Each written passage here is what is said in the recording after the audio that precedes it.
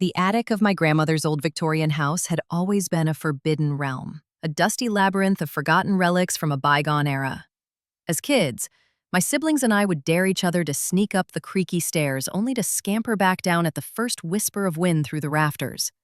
But on that rainy autumn afternoon in 2023, 2 years after Grandma Evelyn passed away, I found myself alone in the house, tasked with sorting through her belongings before the estate sale.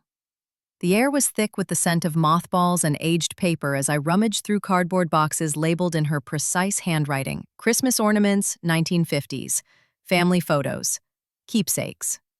One box, tucked in the corner under a faded quilt, caught my eye.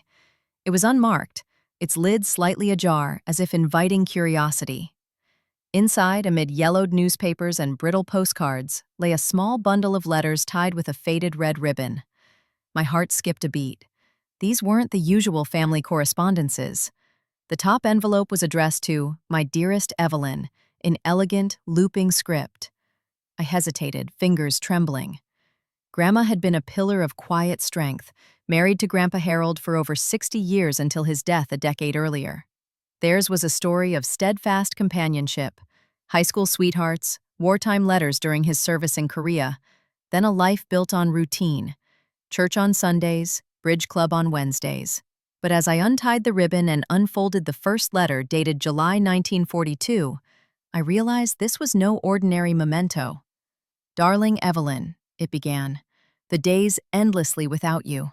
Last night, under the stars at the airfield, I dreamed of our stolen moments by the river, the way your laughter danced like fireflies in the dusk. I carry your photo in my flight jacket, a talisman against the skies that threaten to swallow me whole. Promise me you'll wait, my love.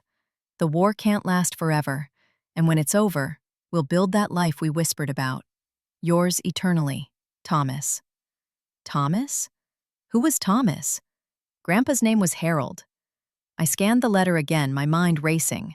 The paper was fragile, ink slightly smudged, as if tears had once fallen upon it. There were more, dozens, spanning from 1942 to 1944.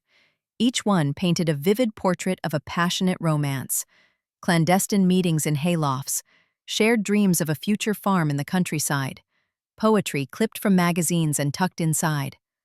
Thomas was a pilot in the Army Air Forces, stationed overseas, his words laced with the raw vulnerability of a young man facing mortality.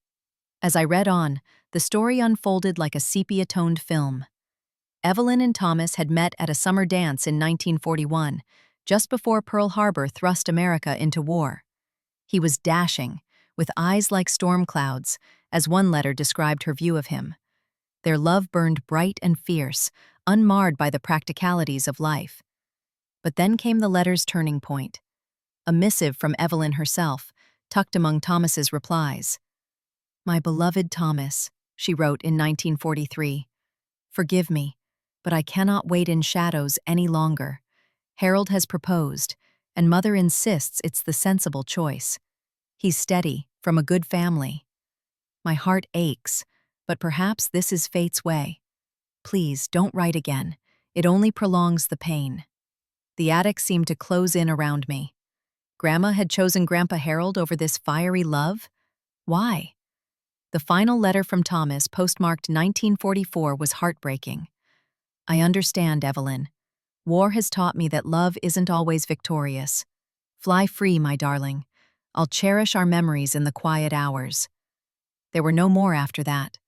I sat there, surrounded by dust motes dancing in the dim light filtering through the attic window, piecing together the fragments. Grandma's life with Harold had been content, even joyful in its simplicity. They raised 3 children, including my mother, in a modest home filled with laughter and homemade apple pies. But now, I saw the subtle undercurrents I'd missed.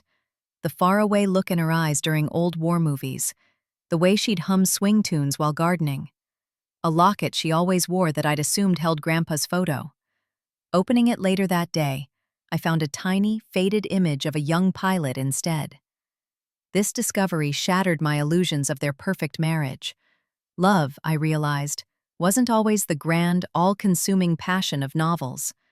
Sometimes, it was a quiet choice, a compromise for stability amid chaos.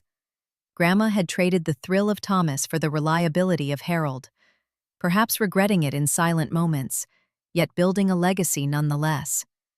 It made me reflect on my own relationships, my recent breakup after chasing sparks that fizzled out. Was I overlooking the value of steady embers for fleeting flames? That evening, as rain pattered against the roof, I carefully retied the letters and placed them back in the box. I didn't tell my family. Some secrets deserve to rest. But the letter opened my eyes to the complexities of love I never knew existed in my own lineage. Grandma Evelyn wasn't just the doting matriarch. She was a woman who had loved deeply, lost profoundly, and chosen wisely. In honoring her untold story, I felt closer to her than ever, carrying a piece of that hidden romance in my heart.